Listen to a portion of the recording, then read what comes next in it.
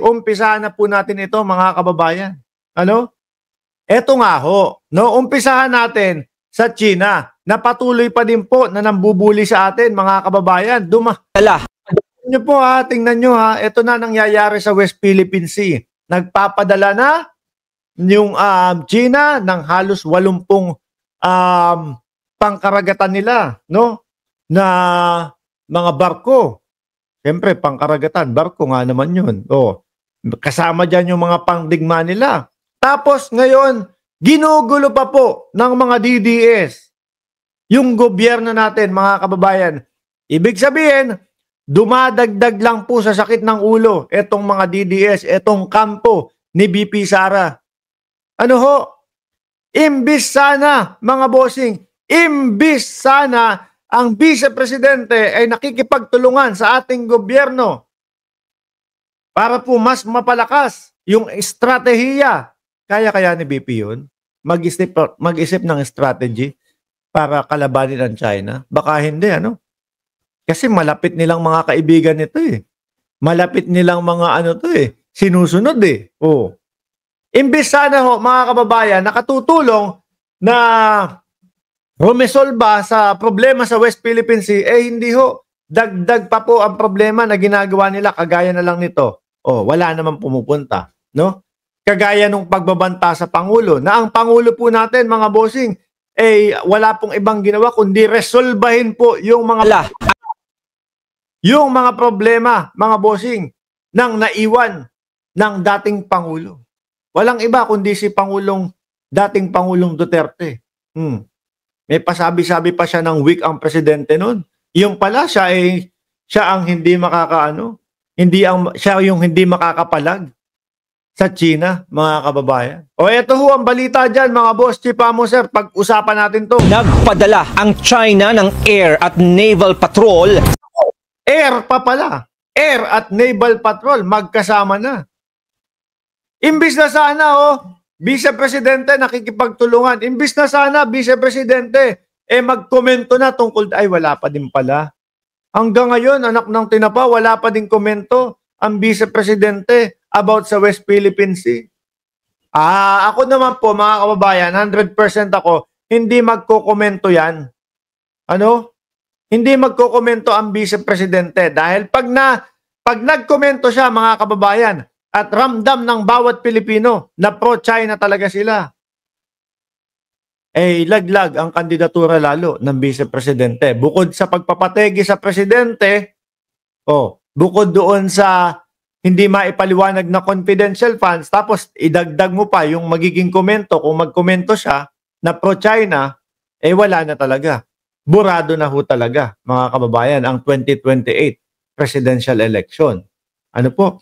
Kung magkomento naman siya na pro-Pilipino, magagalit naman itong mga taga-China. Magagalit naman si Xi Jinping sa kanya. Sabi, uy, may pondo sila dun.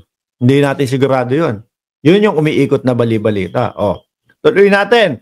Air at sea. Ang pinadala na, ang pinapaligid, yung patrol nila, mga bossing. Sa paligid po ng Scarborough Shoal sa West Philippine Sea. Ayon sa Chinese Military Southern Theater Command, layon ng tinawag nilang Combat Readiness Patrol na palakasin ang pagbabantay sa dagat at airspace sa paligid ng territorial space ng Huangyandao o kilalang Scarborough Shoal. Buong Nobyembre rin anilang magsasagawa ng air at naval patrols sa pinag-aagawang teritoryo sa huling monitoring ng Philippine Navy. Pero mga kababayan, huwag kayong mag-alala dyan. Hindi tayo papabayaan ng Pangulo. Maayos magdesisyon ng ating Pangulo. Hindi yung tipong, kasi sabi nyo, bobombahin nyo kami. O kaya sige, magiging sunod-sunuran na lang kami sa inyo. Tingnan nyo, mga kababayan, matagal nang nagbabanta ang China, matagal nang nambubuli ang China, pero may nagagawa ba sila sa ating presidente? May nagagawa ba sila sa ating bansa? Wala ho. Di ho ba? Maganda yung estratehiya ng Pilipinas dyan sa West Philippine Sea. At meron pong mga bansa, hindi lang mga simpleng bansa, hindi lang po maliliit na bansa, malalaking bansa ang nakasuporta po sa atin, mga kababayan. Dahil nga alam nila kung sino talaga ang dapat suportahan, syempre, yung nanalo sa desisyon sa UNCLOS, mga kababayan. Di ba?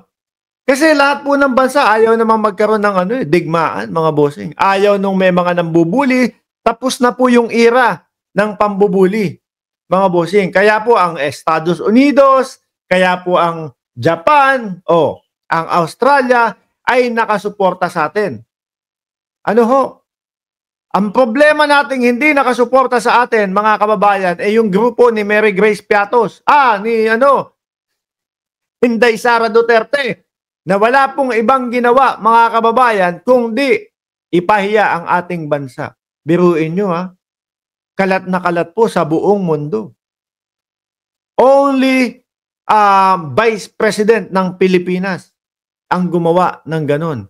Walang iba kundi si Inday Sara Duterte.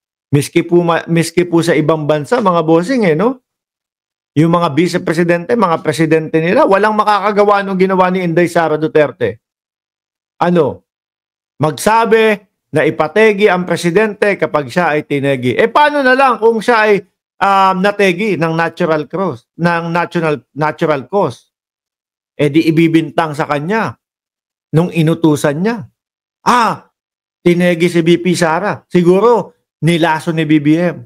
Hahantingin ko na si BBM.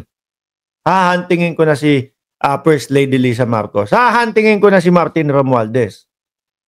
Di ho ba, mga kababayan? Kaya ang importante din, makita mismo talaga at malaman talaga kung sino yun. Hindi yung, kung ano-ano pinagsasasabi nila. Eto ang problema ng Pilipinas.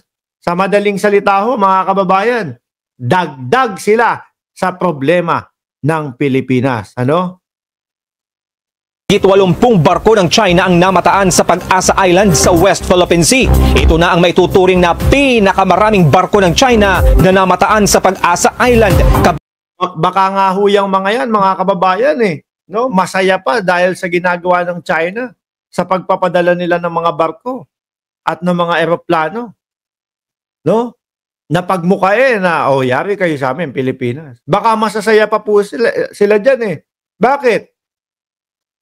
Kasi suportado nila yan Kasi sunod-sunuran sila dyan Sabi ni Frozen Soul, nag-show up ba siya sa NBI kanina? Hindi.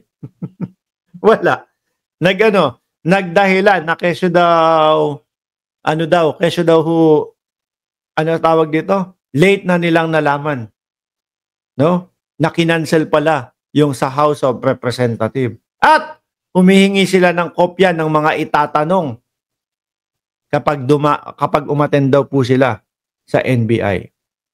Sabi ni Pusong, cute, basta Duterte, supporters, bastos at basurang nilalang. Tuloy ho natin. Ilang barkong pandigma. Yan, imbis na nakakatulong kayo dito, ano ginawa nyo dyan? Nagrarally kayo. Ang dami-dami nyo dyan. Sorry. Hindi pala madami. Konti na lang kayo dyan. Wala naman kayo. Yan po ba yung makakapagpabagsak sa gobyerno? Yan po ba yung dami ng makakapagpabagsak sa presidente natin?